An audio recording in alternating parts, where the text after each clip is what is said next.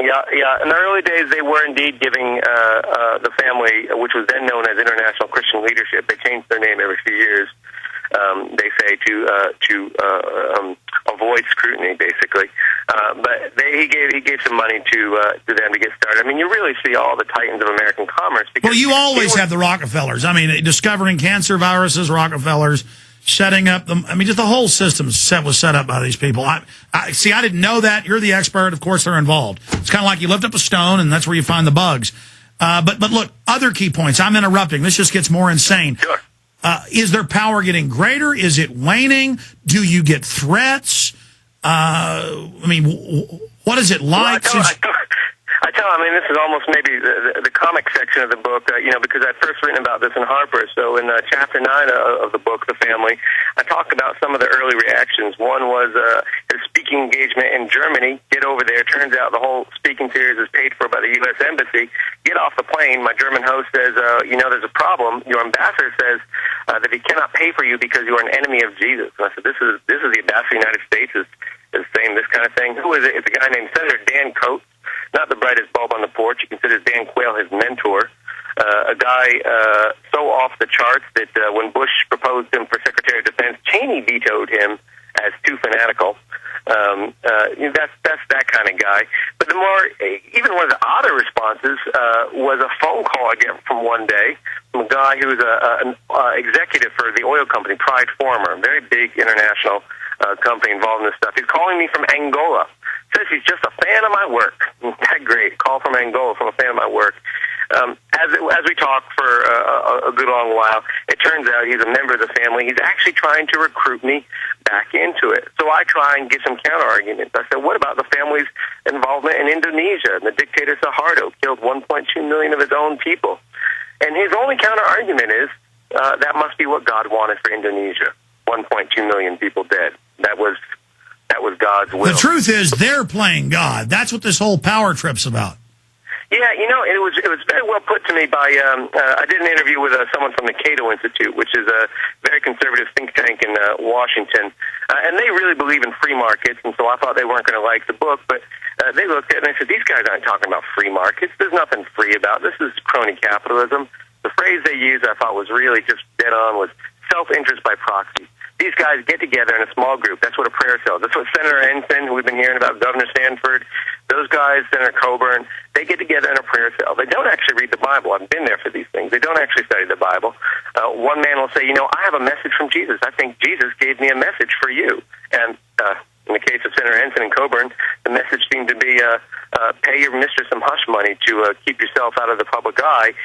But, the one thing that's really important about that whole scandal, and you mentioned talking about it on Maddow and so on, and focused on the sex scandals of Republicans, the more important thing is I don't care about their sex scandals. Exactly. The question is, I don't want you to get in a fight with Maddow, but why does the media always make it left to right? Maddow is one of the very few people pushing the story. I mean, this story has been around for a while, and every now and then someone makes an attempt. The Los Angeles Times did a year-long investigation, 2002, published their results, incredible stuff, linking the family to Central American death squads, all kinds of stuff. Expected, waited for the Pulitzer. The Pulitzer Prize-winning reporter did it.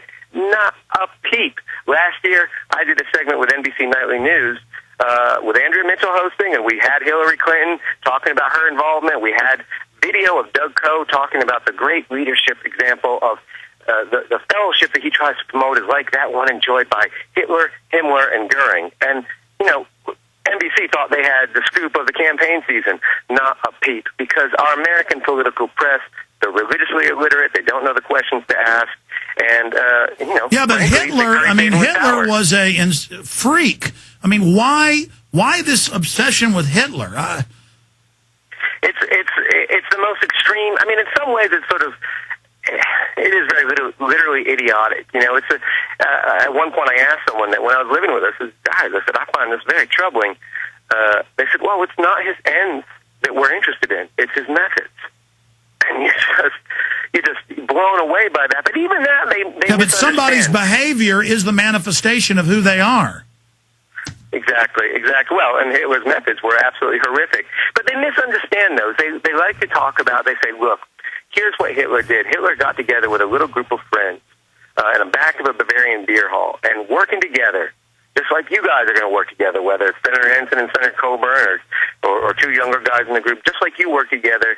Look what they were able to do. They were able to take over the world. But that's the same baloney. Insane. It's just, Hitler killed all his friends. That's what he Well, Hitler also, this is mainline history, was hired by German intelligence to set that group up to monitor people.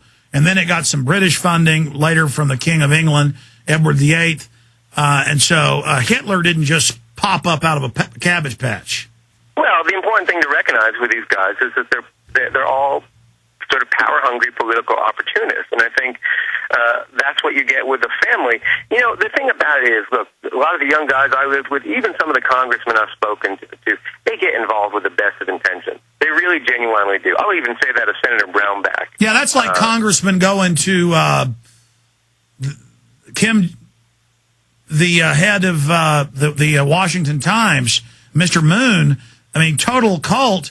And they said, we didn't know that this was going to be a crowning ceremony as him as the Messiah. There they are, embarrassed, gulping as crowns are being put on his head. How does that individual tie into all this? You know, there's a big overlap there, but that's yet again a distinct power base. But there is that overlap, and that example that you give, we didn't know. I think that's been in the news. Again, I emphasize the bipartisan aspect of this. Congressman Bart Stupak of Michigan has been living for 7 years in this house run by the family, getting subsidized rent, which is a gift, which he should be reporting, which he hasn't.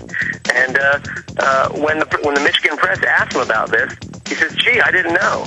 I just walked by these foreign policy meetings in my dining room, accepted this cheap rent, and I never bothered to ask questions." It's just not plausible to say you didn't know at that point. And there's also a Bohemian Grove connection. We know what Nixon said about that. Anyway, sir, stay there. We're going to come right back and continue with other key points.